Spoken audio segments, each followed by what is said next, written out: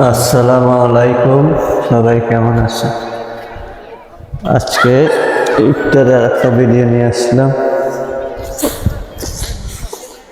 গ্রাম বাংলার পরিবেশে সুন্নতি খাবার দেখতেছেন, খুবই সুন্দর লাগতেছে, এই কারণে ভিডিওতে নিয়েছি। তবে একটা কথা কি,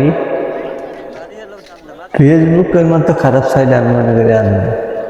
এই সাইডে এমন একটা বাজে সাইড, এখানে কেউ হাসে কেউ কাঁদে।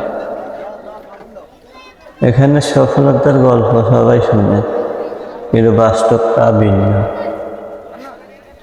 কেননা এখান থেকে কিছু পাওয়া, এটা আসলে বহুত বহুত টপ ব্যাপার। মানে বলা যায় অনেক সহজে, ভিডিও হাজার হাজার পাইবেন, সফলতার গল্প শেষ নেই। বাস্তবে খুঁজি দেখেন, যে বলছে সে নিজে সফলতার ধারে কাছে নেই। এখানে হলো সব বেশিরভাগ মানুষই গল্প রচনা করে, বাস্তবে তার ধারে কাছে কেউ থাকে না।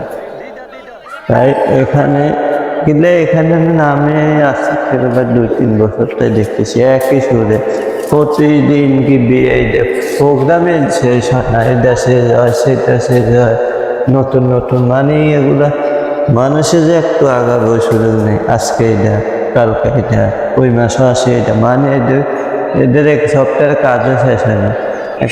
এতে বুঝা যায় যে আসলে এগুলো মানুষের সাথে একরকম ধোঁকাবাজি রেখেছে। এখানে সফলতা গল্প শুনে মানুষদের বাস্তবমুখী কিচ্ছু নেই।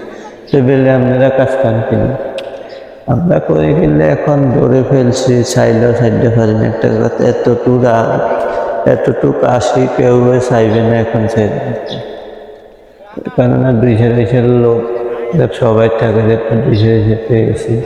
হয়তো এখন রানিং খারাপ, কিন্তু চাইলেও ছাড়ি দেওয়া যায় না, কারণ একটা অভ্যাস হয়ে গেছে। কিন্তু বাস্তব কথা করতে হয়। আমি যেটা বলছি এগুলো বাস্তব কথা, এগুলো অনেকের কাছে হয়তো তিতা লাগবে, কিন্তু কথাগুলো কিন্তু আমি মিথ্যা বলি না। আপনি খোঁজ নিয়ে দেখেন, বর্তমানে ফেসবুকে সফলতার গল্প শোনার মতো ভিডিও লাখো পাবেন, কিন্তু বাস্তবে এমন গল্প আছে কিনা তা খুব কম। কেননা এখানেও হাজারের মধ্যে 1-2জন সফল, আর বাকিগুলো সবে বোকাস, শুধু চালাবাজ, আর কিচ্ছু না। দিন শেষে এই হইল আসলে কথা।